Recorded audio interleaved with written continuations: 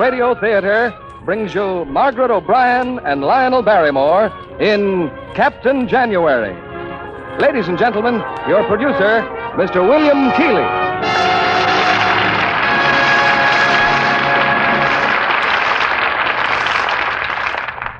Greetings from Hollywood, ladies and gentlemen. 8-year-old Margaret O'Brien. Margaret has hurried home to co-star with one of the screen's most beloved actors, Lionel Barrymore.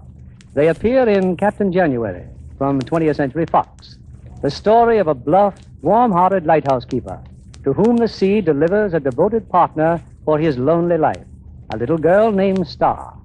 We're off to Cape Tempest on the lonely coast of Maine, and the first act of our play, featuring two Metro-Goldwyn-Mayer favorites, Margaret O'Brien as Star and Lionel Barrymore as Captain January.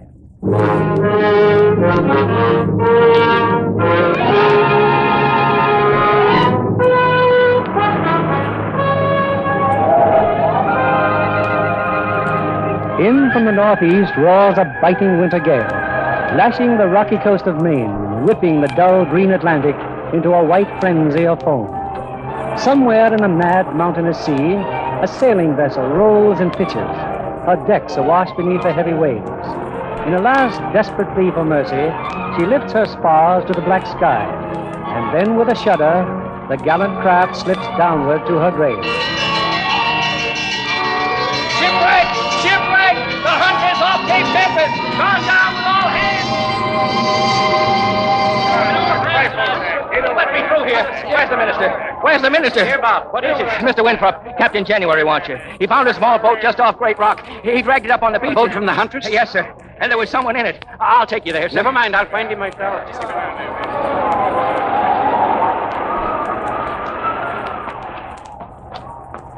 Captain January. January. Over here. Take care of them rocks, sir. Bob Evans. Bob Evans said you wanted me. I did, sir. But it's too late. He's gone. She? Who? A passenger off the Huntress.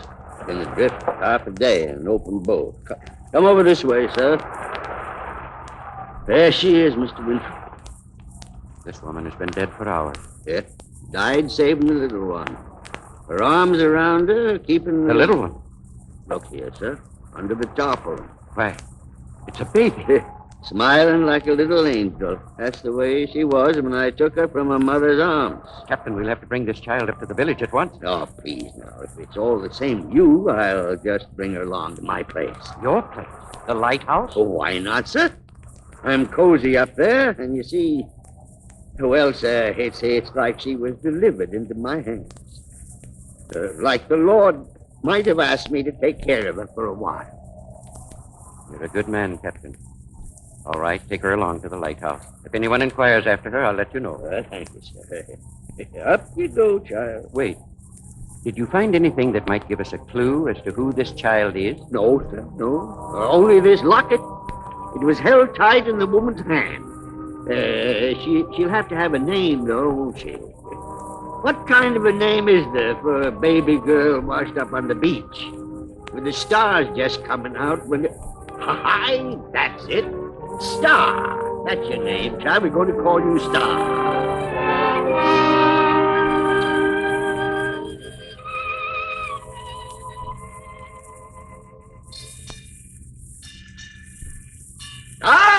Star, did you hear that? 6:30. Here I am, Cap. Well, what would you like for breakfast? What do I have for breakfast? 6:30. Almost time for lunch. Won't you sit down? No breakfast and half a day gone. Oh, you're not really angry. When I was a child, you could fool me, but not anymore. I know when you're just pretending. Ain't you forgetting something? I don't think so. Let me see. I made my bed. I brushed my teeth. Oh, it's my birthday. Yes, ma'am. And I suppose you're just waiting for me to hand over a present. Oh, Cap, a present? Where is it? Oh, please let me see it. No breakfast yet, and she wants a present. Besides, I didn't say I had one, you know. I only said that... Oh, you always have a present. You never once forgot. Oh, I always give you a spank, too. One for every year when we have that. Not now after breakfast. I feel tougher after breakfast. Yeah, and don't go slipping any shingles in the seat of your britches like you did the last time. That spanking hurt me more than it did you. Honest, I didn't know that there was a nail in it.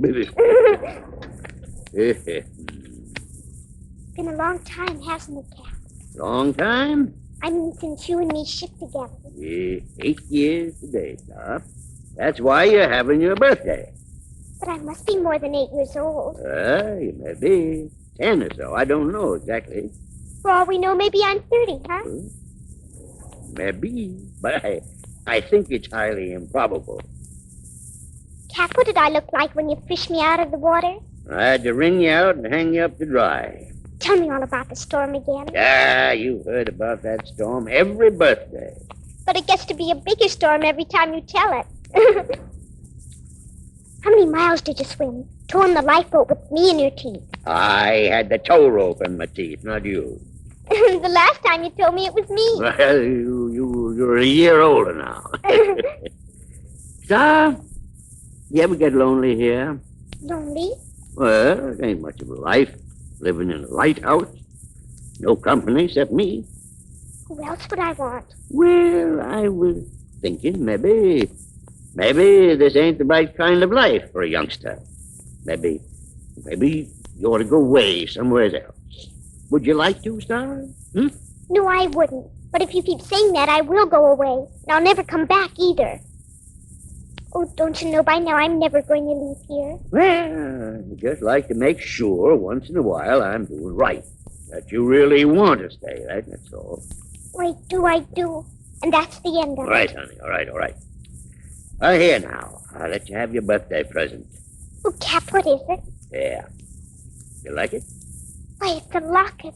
Oh, it's beautiful. Where did you get it? It was in your mother's hand the night I found you. There's a picture inside of it. There. I'll open it. Is that my mother? I reckon it is. Your mother and you. It must have been taken soon after you was born. She was very beautiful, wasn't she? Aye. And you're a lot like her. I've saved it all these years till I thought you was big enough to know what it was. I'm going to keep this forever and ever. Thanks, Cap.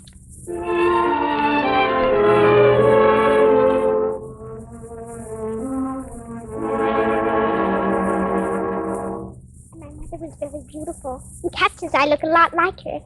That's funny, isn't it, Emma Jean? I mean, me being beautiful. But you never can tell, can you, Emma Jean? I may grow up to be beautiful. After all, I bet you weren't so much to look at when you were my age. But you're beautiful now, Emma Jean, and I love you very much. Well, what do you say? That's better. Ah! You finished that milking yet? In a minute. Hurry up, Emma Jean. If you hurry, I'll let you go in the village. The village? Yeah, there's a few things we need from the store. Would you like to go? Sure I would. Emma Jean, will you please cooperate a little? I've got to go to the village.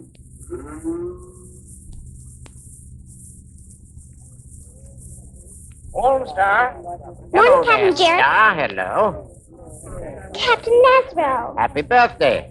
Thanks. Are you coming over to the lighthouse tonight, Captain Nasro? Well, January ain't invited me yet. Well, I'm inviting you right now. Cap and I are having a surprise party all by ourselves. Well, you better warn him I'm a-coming.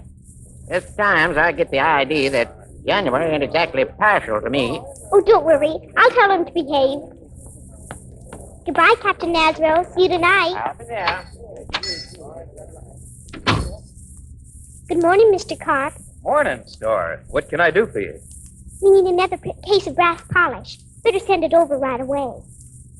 And don't forget what we get off for being government. It'll be there tomorrow, Star. Tomorrow? We need it today. Well, I'll try, but there's a lot of summer folks up here already, keeping me hopping. I'll do the best I can. All right.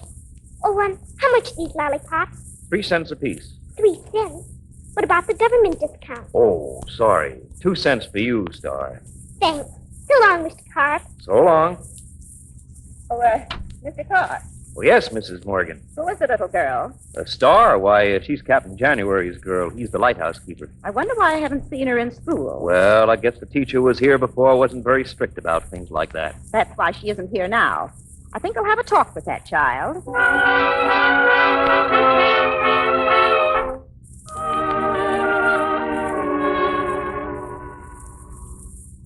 then he tried to make me go to school, and I said I wouldn't. Well, I was very polite, Cap, honest.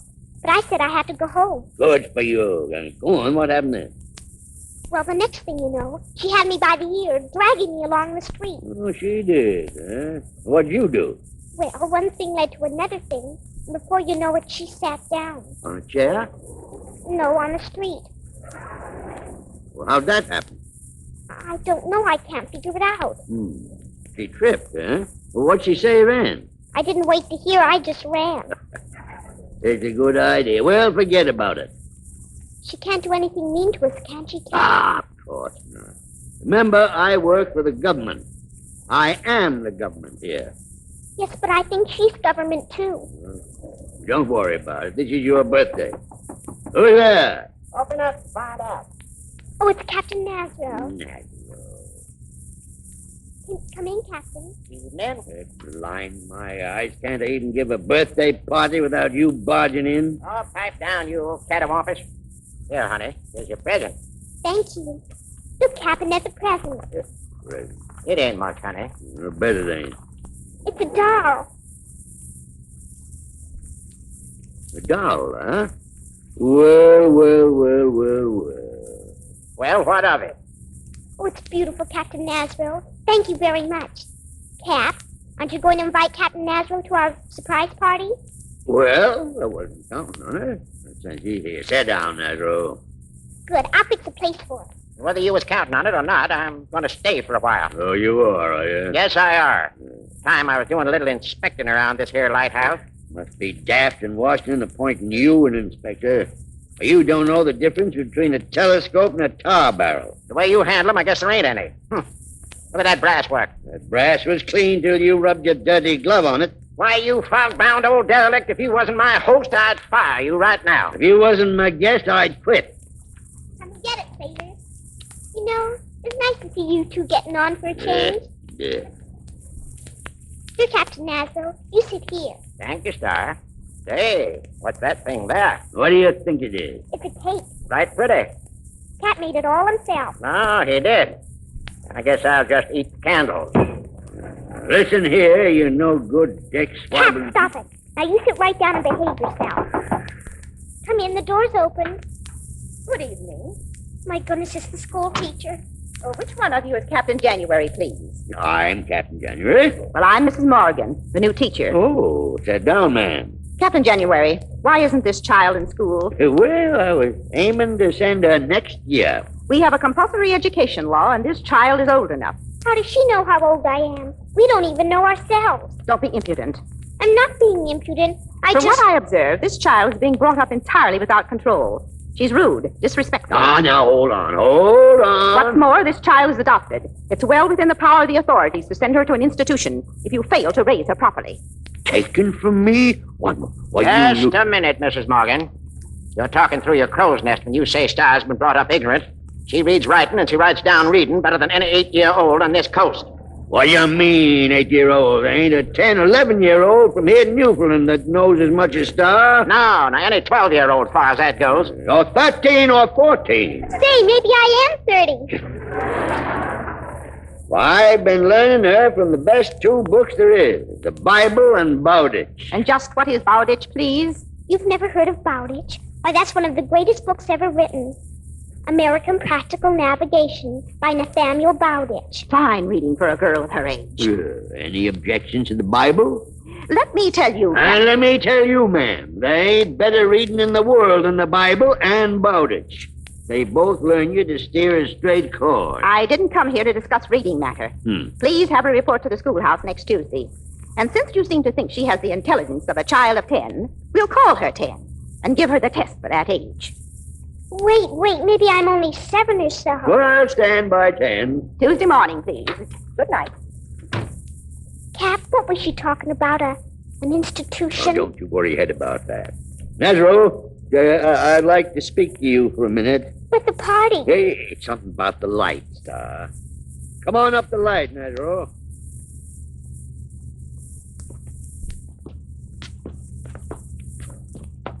Well, you certainly are a lubber, January. What was the idea of insisting that Star was as smart as a girl of 10? Well, she is, ain't she? Sure, but why make it tough for yourself? Ooh, I reckon I did put my foot into it. After all, Star doesn't even belong to you, you know. Doesn't belong to me. That's what I said. You've got no legal right to her. You've never even adopted her. She's more than adopted. She's part of me. That's all right, but that ain't the law. When you fished her out of the water, you should have tried to find if she had any folks. I did try. Yes, you did. Well, I tried for a while. I couldn't keep trying forever, could I? Anyway, she has no folks. They're all dead. Are they? How do you know?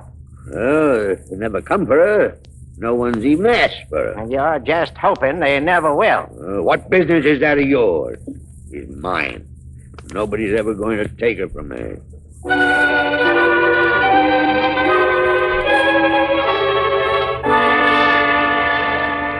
Lobsters, eat your lobsters. Lobsters here. Lobsters, right from baby the water. lobsters. Fresh from the water, 15 cents. Hello.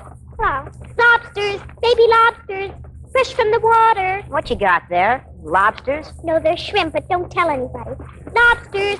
You can't fool me. They're lobsters. All right, they're lobsters. Now go away, will you?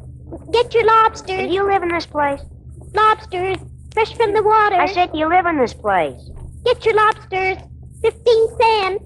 I come from New York. Oh, tourist.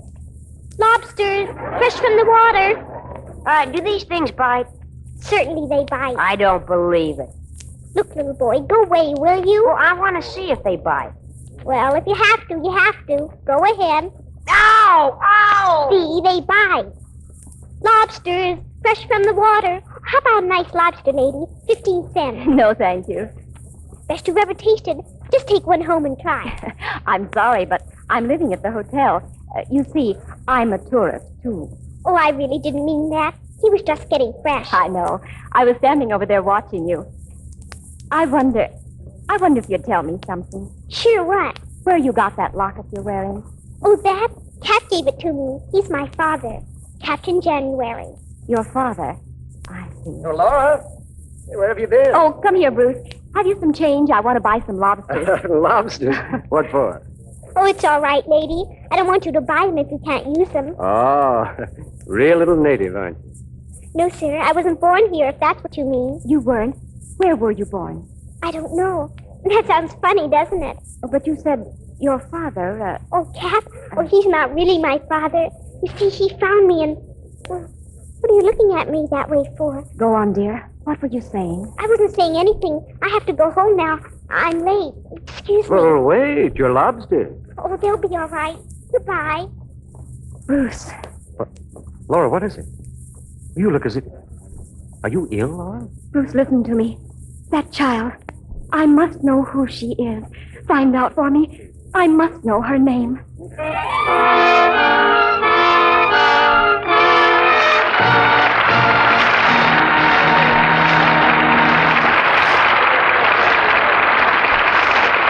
Act 2 of Captain January, starring Margaret O'Brien and Lionel Barrymore, will come to you in a moment.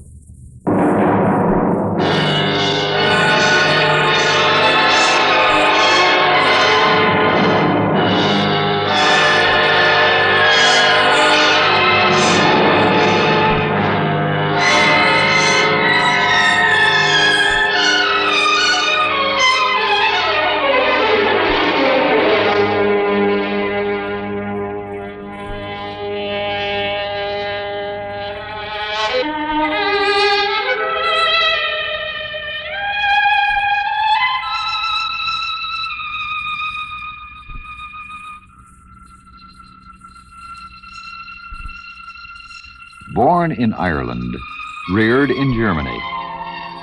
Yet Victor Herbert was easily the crown prince of American operetta. Much of his work, in fact, is set in the Bavaria he had known as a boy, and the spirit of Irish and Bavarian folk songs is obvious in his music. But Herbert took this foreign flavor and distilled it into something typically American: the operetta, the musical extravaganza, Naughty Marietta, and the standard Ah, Sweet Mystery of Life. Babes in Toyland, a continual delight to the young of all ages.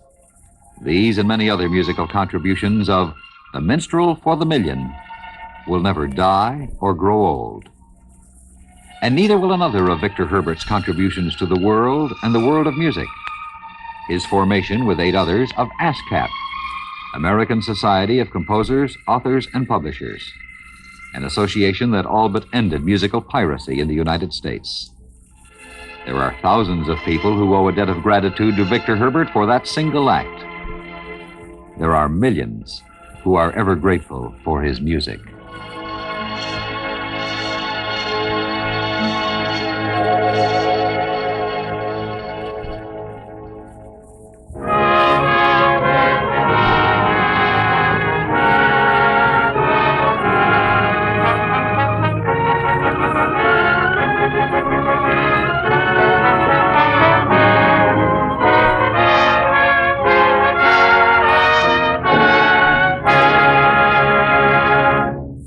The curtain rises on our second act, presenting Margaret O'Brien as star and Lionel Barrymore as Captain January.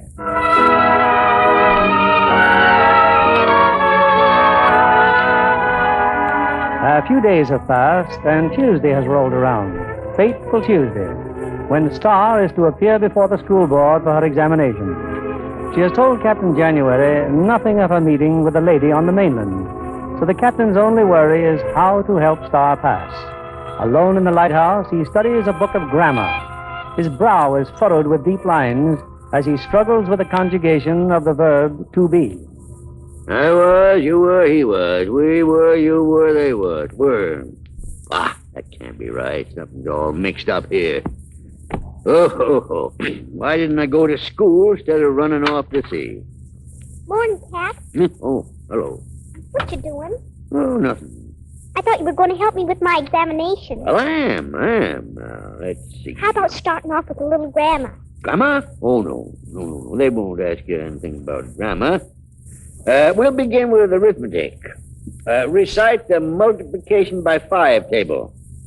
Cap, that's kid stuff. Huh? You've got to make it tougher than that. Well, all right. We'll do the 6 table. Go ahead. Oh, but that's for babies, 7 years old. 7 years old, and they know the multiplication by 6 table? Sure they do. I never even heard of it till I was 23. All right. Let's get on to geography. Geography, I like that. Oh, you do? Well, here we go now. If you were sailing from Boston Harbor to China, to what point of the compass would you turn the nose on the second day out? Cap, I don't think that's the way they'd ask it. No? Why not? Well, Captain Nasro says Nasro. Always Nasro. Did I hear my name mentioned? What do you want? Nothing with you, you desiccated old crawfish. But I thought I'd come and help Star get ready for the examination, you being so illiterate. Me, illiterate? Well, I can spell you down, read you down, and figure you down. I can do it with my hands tied behind my back. Oh, no, you couldn't. You need your fingers to count on. Oh, is that so? You can't count over 10 without taking your shoes off. Look, gentlemen, this isn't going to help me pass that examination. She's right, but this might help. What is it? Well, you see, Star, I figured it might help things along if we knew the questions they was going to ask. This here is the examination paper. I borrowed it from the schoolroom. Captain Nasro, that's cheating. It is. Of course it is, isn't it, Cap? Well, that's a very delicate point, but we'll talk about that some other time. Let me see that paper, Nasro. Here you are. Now, Star, the first question. If a field is 87 and a half rods long and 43 and a quarter rods wide, what is the length of the diagonal drawn from the northeast corner to the southwest corner? Prove it. Well, what's the answer? What's the answer, Nasro? Well, how much is a rod? How many fathoms? Would it do you any good to know? No. Well, then keep quiet. Prove that heat expands. Wait a minute, what's that? That's the second question. But we didn't get the answer to the first one. Well, we're skipping the first one. Prove that heat expands. Prove that heat expands. What does it mean? That means prove that heat makes things bigger. Well, let's see. Sure it does. Look. It's hot in the summertime, isn't it? Well, the days are longer in the summer than they are in winter. Well, Negro? Well, that sounds logical to me. Yes, sir. 100%. see, this isn't so hard. What's from number 3? Number 3. Write down from memory the quality of mercy speech from the Merchant of Venice. The quality of mercy is not strained. Is that all? I think it goes on from there. But that's all I know. This is a put-up job.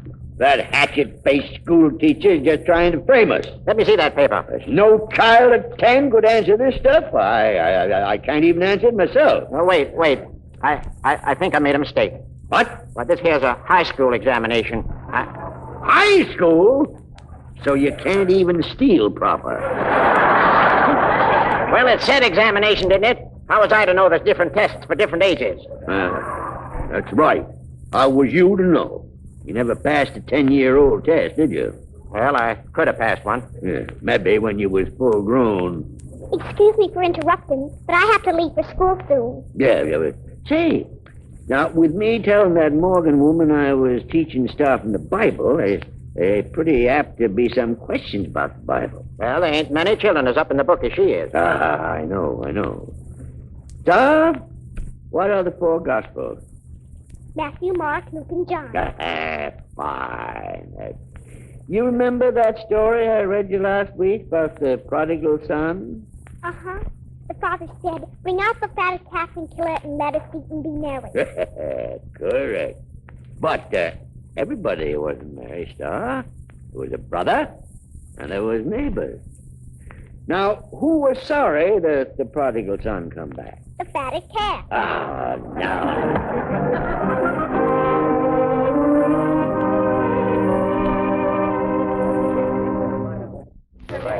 Ladies and gentlemen of the school board, I think you know why we are here today. This child, Star January, is to take the 10-year-old test. Sit over there, please. Thank you. We also have another student here, a little gentleman from New York. Gerald is going to summer school this year.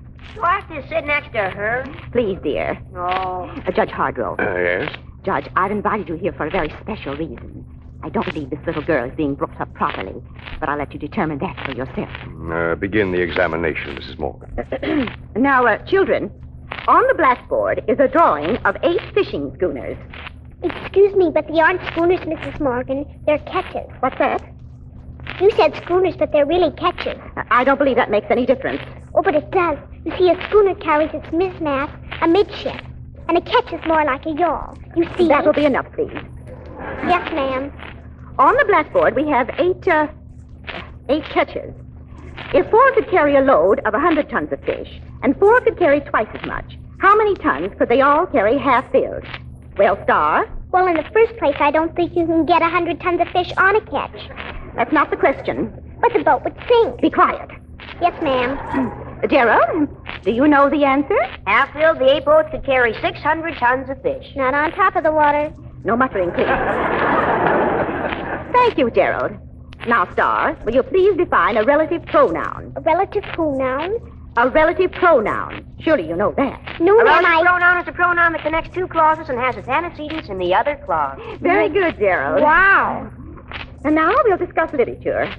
Gerald, will you please tell us in your own words the story of one of William Shakespeare's plays? Well, once there was a man named Romeo, and there was a girl, Juliet. Go on, dear. Well, her family was called, The Capulets. the Capulets. And his family were named, Montagues. Star, will you please stop annoying Gerald? But I'm not annoying him, Mrs. Morgan. I'm just trying to help him. Who are you? And just what do you know of the story of Romeo and Juliet? Oh, we have it over at the lighthouse. I've read it twice. And you understood it, of course. Oh, yes. You see, these Montagues and Capulets, they hated each other like poison. Never mind. So Romeo and Juliet, they couldn't meet. So they met in the garden, sat on the fly. I beg your pardon. They couldn't get married on account of old folks who weren't on speaking terms. So this Juliet, she takes a drug and knocks herself cold. They stick her in a box and ship her off to a vault. It's as cold as a herring in there, and Romeo thinks she's a goner. Just then a fella named Paris walks in, and they get into a scrap. Just a moment. What a battle. Romeo stabs Paris. Paris stabs Romeo. Will you please? Romeo stabs Paris. It's a fight to the finish. And the next thing you know, Paris is on the ground, stabbed through the kittles. Oh! What was that? And then Romeo. Stop it at once. Judge Hargrove, you see what I mean. Yes, I see. You see the kind of bringing up she's had. What are we going to do with her? Put her in the 8th grade. She's wonderful.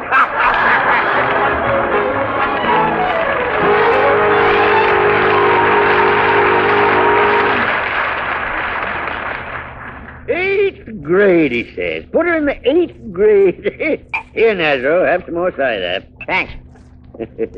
Pretty good for a fellow that never had much book learning. What's book learning got to do with cider? I'm talking about educating Star so good that she jumps right into the 8th grade. You educating her. It's the things I learned her that put her through. Ah, you. Who is it? It's Winthrop, Captain. The minister. Oh, come in, sir. Come in. Morning, Captain. Good morning, sir. Nazaro. Morning, Mr. Winthrop. Hey, if it's Star you come to see, she's in school. 8th grade. I came to see you, January. Huh? About her. Well, what is it? Bad news? Depends on the way you look at it. Captain, a lady came to my house yesterday. A lady and a gentleman. Their name is Easton. They're visitors here. Well? They asked me a lot about Star, about where she came from and how long ago. I told them about the night you found her on the beach. Oh, you told them. We talked for a long time, Captain, and I told them I would bring them out here tonight. You see, they want to take Star. They want to bring her to Boston to give her a home there. Why? Why? Because from what they told me, I have no doubt that Star is Mrs. Easton's niece.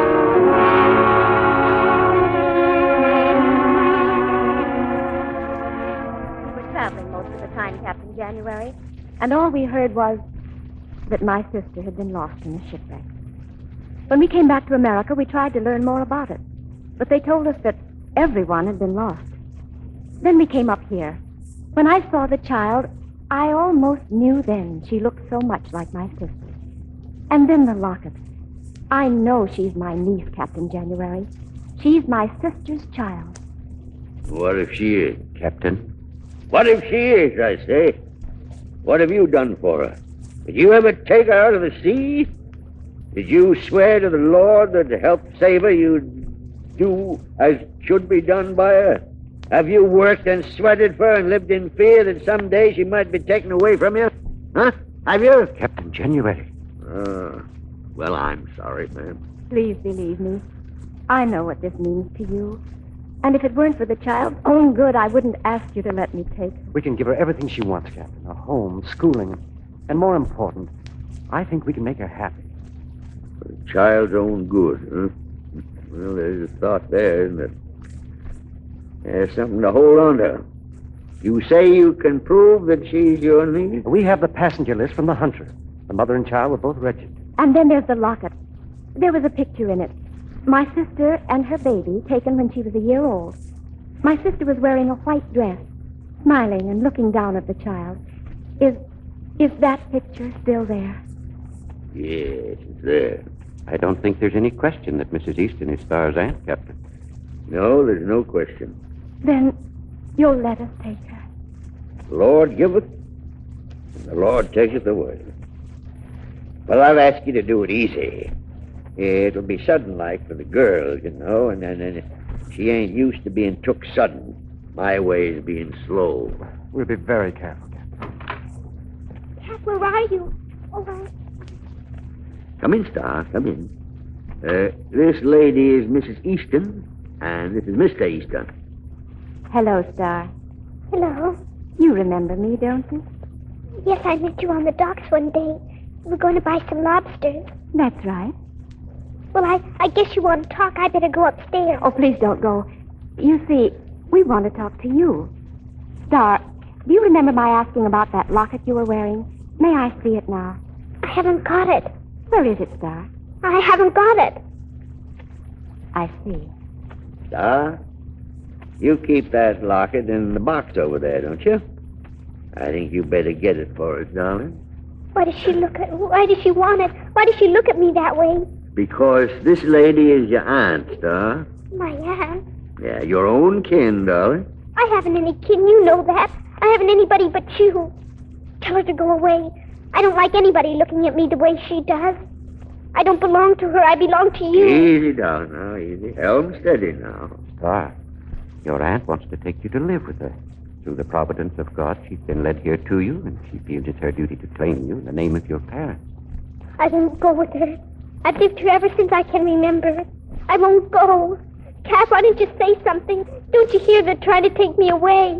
They've a right to you, child. A right to me? Do you want me to go away?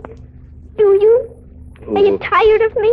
Well, honey, I'm an old man now, and an old man likes quiet, you see, and, well, I'd be quieter by myself. So, well, maybe it's all for the best. No, Cap, no. You've never ever said anything like that to me before.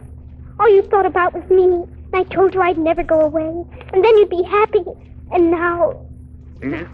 And I tell you that I'm needing rest and quiet as suiting to an old man. I kept you here for 8 whole years. What thanks do I get? Hanging on to me and hanging on to me. If you want me to say it right out, child, I will. I want you to go off with these folks and leave me alone. Well, if that's the way you feel about it... Yes. All right, I'll go. I'll go and never come back. I'll go, do you hear? Never, never. May God forgive me for the things I said to the child. May God forgive me.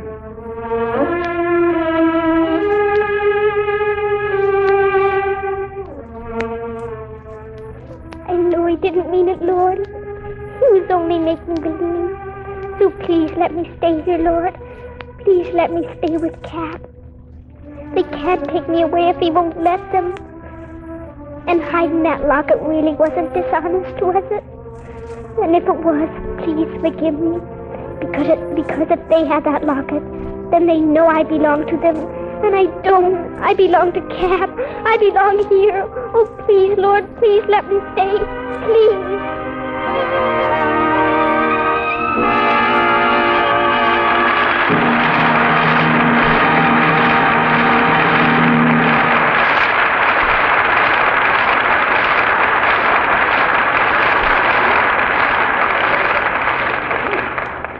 After a brief intermission, Lionel Barrymore and Margaret O'Brien will return in Act 3 of Captain January. You can lead a horse to water, but you can't make him drink. Old Dobbin must decide that for himself. Similarly, we can lead you to the font of knowledge. We can tell you how, when, and where, but it's up to you to make the next move. As a member of the United States Armed Forces on active duty, you have the opportunity to continue your education through the United States Armed Forces Institute. The courses are varied and practically unlimited in scope. There is something for everyone. Your education officer has a USAFI catalog available. Sit down and discuss a correspondence or group course with him. It's your opportunity to increase your power through knowledge with USAFI. We return you now to Mr. Keeley. After the play, we'll bring Margaret O'Brien and Lionel Barrymore back to the footlights for a brief chat. Here they are in the final act of Captain January.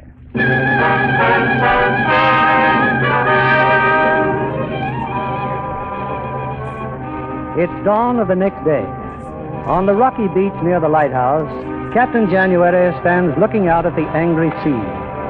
All night long, he's walked the path between the rocks and the lighthouse gate. His hair is rumpled by the wind, his eyes bright and feverish. From the road comes Captain Nasro to stand quietly beside him. It's fixing up to storm. Aye. Be blowing a gale by evening. Evening. They'll be coming for her then. They'll be coming for Star to take her away. January, I was wondering if, well, it'll be mighty lonesome here for you for a while. Why don't you come into the village and live with me? Live with you? It's comfortable. Food is good. Who'll be taking care of the light? Well, the light will take care of itself. You see, They're going to install automatic equipment. What's that? Look here. This telegram came last night. Read it, January. 30th this month, automatic equipment will be installed in lighthouses 8, 9, and 10. Inform all keepers their services will be no longer required. I'm sorry, Captain. Of course, there'll be a pension for you. A pension? There's a fine life for an active man like myself. Oh, easy, Captain. Sitting in a soft chair waiting for a check each month. Nothing to do but wait and think. Easy, man. Why, you're sick, January. You better come inside. I'm not sick. You're feverish. Now, come along. No. I can look after myself. All right. I'll be in the village if you need me.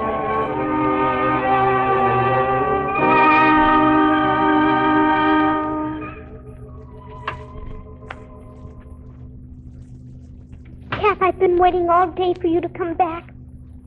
What's the matter? Aren't you going to talk to me? There's nothing left to say. I only want to hear one thing.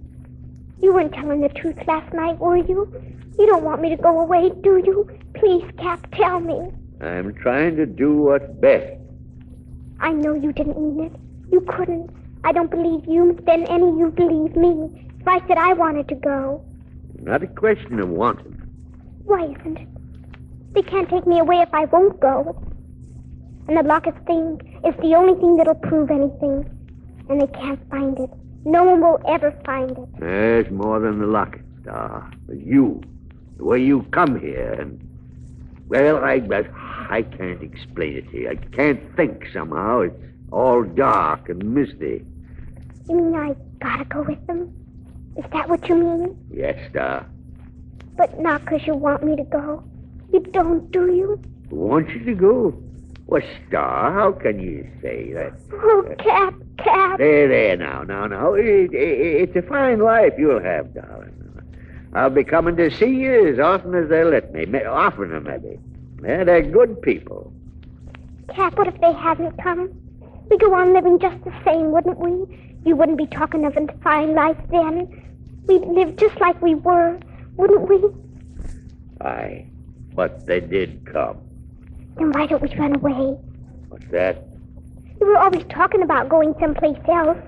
Why, we could take the sailboat and go down the coast where no one would know us. Oh, Star, don't be saying such things. I can't think, I tell you. I'll put the food in the boat. We could sail for days and days. We could. They'd find us. They'd bring us back. No, they wouldn't. Please, Cap, I'll get the boat ready. We'll be gone before dark. It's the wrong thing, Star. It's wrong. It isn't wrong. And we're going, do you hear? We're going.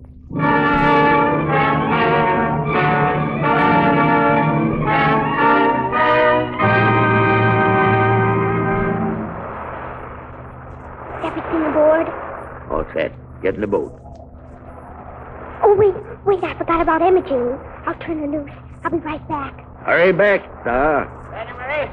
January, what are you doing down here? Out of my way. I'm busy. You're going to take this boat out in a sea like this? I can handle any boat in any kind of sea. Where are you going? I'm taking Star away. Oh, don't be a fool. You can't do that. You're sick. Sick, am I? You're raging with fever right now. You'd never be thinking of such a thing.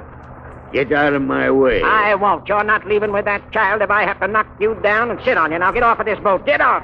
You know, Nezro, you and me have had a lot of fights.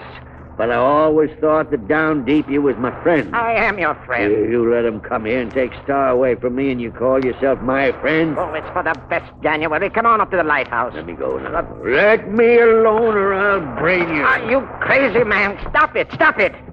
Let him go. What are you doing to him? Let him go. Star, you're not leaving here tonight. We are. We have to. No one's going to stop us. You or any other. Star, he's not himself. Can't you see? He's raving mad. He's a sick man, Star. Sick? Would he be taking a boat out tonight if he knew what he was doing? Let me go. Any boat in any sea. We're ready, Star. Come on, we're ready. Cap, what's the matter? Cap! Star, go get the doctor. Quick.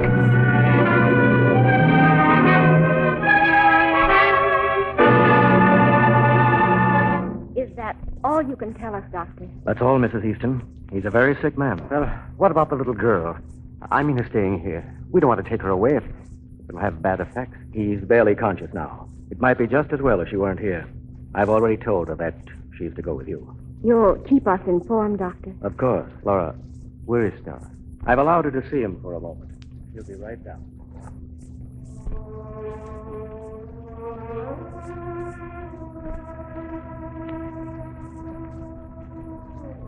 Goodbye, Cap. I wouldn't be leaving now. Only the doctor says I ought to. But when you wake up, I'm going to try to be back. And don't forget, you're going to come and see me whenever they let you. And maybe oftener. And when you're not there, I'll be thinking of you.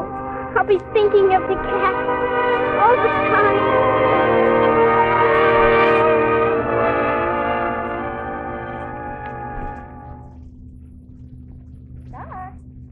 Star, dear.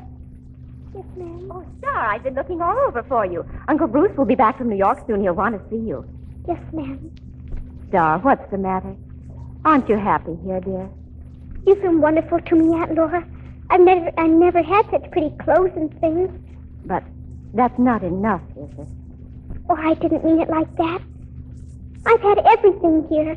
You and Uncle Bruce. Why, you've been wonderful. You've even brought the speech house, thinking it may make me feel better.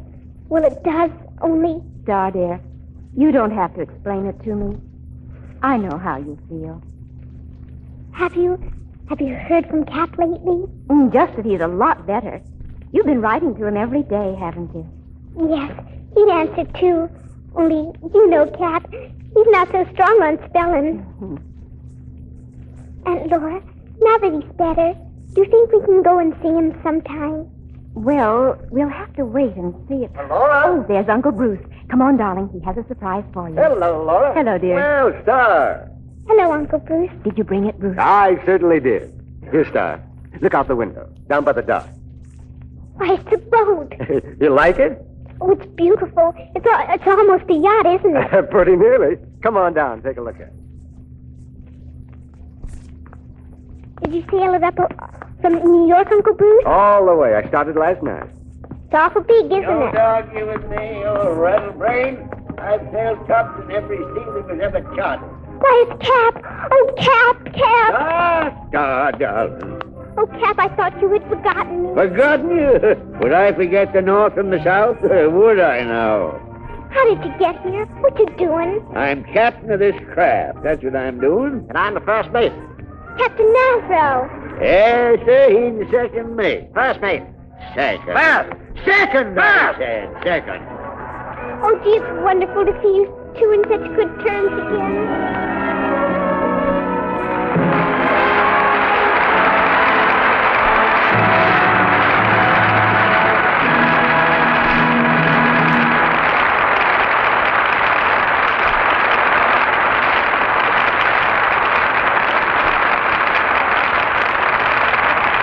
Our stars return for their curtain call. The job of being a United States Senator is an important one. It is also a job that is never free from outside pressures. They may be economic pressures, or pressures by a senator's constituents, of his own political party, or of the White House. Constituent pressures are as varied as the constituents themselves, and invariably deal with issues back home, whereby the senator or representative must do literally 1,000 things for his people. The pressure on a congressman from his political party can also be great, because he must rely on its support in the next election. The president himself may even telephone a senator to push a certain bill. Meanwhile, the legislator must be ever mindful of his responsibility to do what is right for the majority. Here's your producer, Mr. Keeley. Back to the microphone comes Margaret O'Brien with her seafaring partner, Lionel Barrymore. Margaret, we're glad we got you back in time for tonight's play. I enjoyed so much playing opposite Mr. Barrymore again. He helped me so much on the picture we just finished making. Oh, well, thanks, Margaret. Thanks. You know, you've always been my very favorite leading lady. And Lionel, I want you to know how much I've personally enjoyed your being with us on this stage. You're the only one of the Barrymore family I haven't had the great good fortune to have played with. Oh, feeling's mutual, Bill. Well, good night. Good night. Good night, Margaret. And good night, Lionel.